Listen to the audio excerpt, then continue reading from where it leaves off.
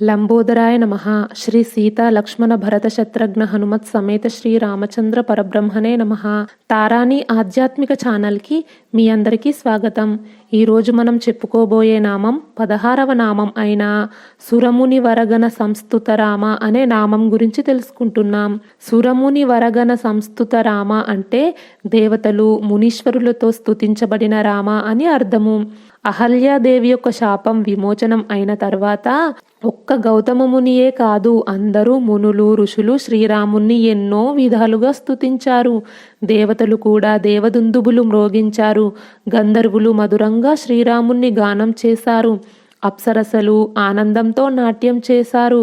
దేవతలందరూ పుష్పవర్షం కురిపించారు. ప్రకృతి ఆనందంతో ఉంది. శ్రీరాముణ్ణి గౌతముడు అహల్యాదేవి సహితుడై విధి విధానాలతో భక్తి శ్రద్ధలతో పూజించాడు. ఆ పూజలను శ్రీరాముడు ఎంతో ఆనందంగా స్వీకరించాడు.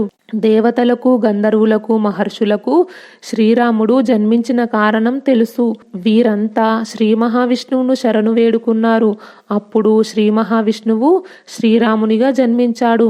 శ్రీరాముని గురించి ఆయన మహత్యం తెలిసిన వారు కాబట్టి వీరంతా శ్రీరాముని ఎంతో స్తుతిస్తారు.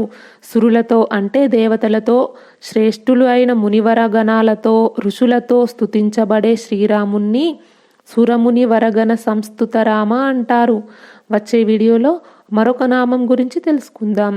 ఈ వీడియో గురించి మీ అభిప్రాయాన్ని కామెంట్ బాక్స్లో తెలియజేయండి.